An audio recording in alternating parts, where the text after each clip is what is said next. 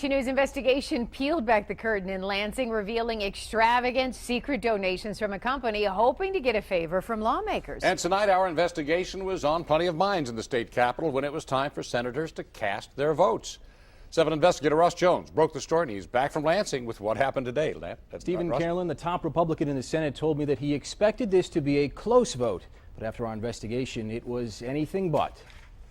The question is on the final passage of Senate Bill 1073. There have been a lot of questions about Senate Bill 1073 ever since it was introduced earlier this fall.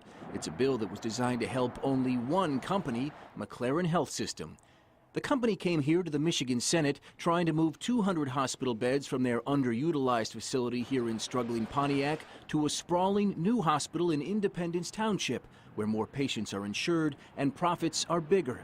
McLaren convinced lawmakers to introduce a bill that would let them open that new hospital, even though state officials had shot down their request twice, saying that the area already had almost 1,200 hospital beds too many, and that any more could actually increase the cost of health care in the region. Senator Meekoff.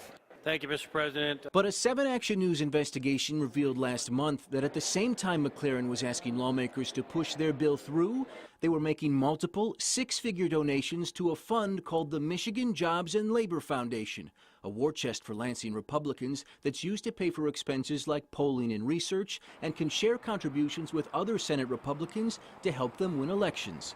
The fund is allowed to keep donors a secret, and McLaren's contributions would have been until we uncovered them. They are one of the biggest donors to this fund. Yesterday, you introduced some legislation that would benefit only them. Is that just a coincidence? Yeah, well, they're not tied together, if that's what you're asking. That was Senate Majority Leader Randy Richardville last month, insisting there was no relation between those 6-figure checks and his support of the hospital, even though his district is more than an hour from the proposed site. I think it would be a good thing for Oakland County. But Richardville was outnumbered big time, even by his fellow Republicans who watched our investigation, like Senator Rick Jones. You're saying this hospital is going to win and this hospital is going to lose, and we're going to violate a policy that we have put in effect. And I don't think that's appropriate, and I won't vote that way. We may never know if McLaren's generosity was meant to convince lawmakers to greenlight their bill, but if it was, it didn't work.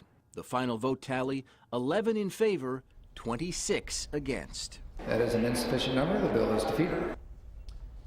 There are about 2 more weeks of session before the Senate is done for the year. They can try to bring this bill up again, either in the same form or a different version, but right now, it looks like it's on life support.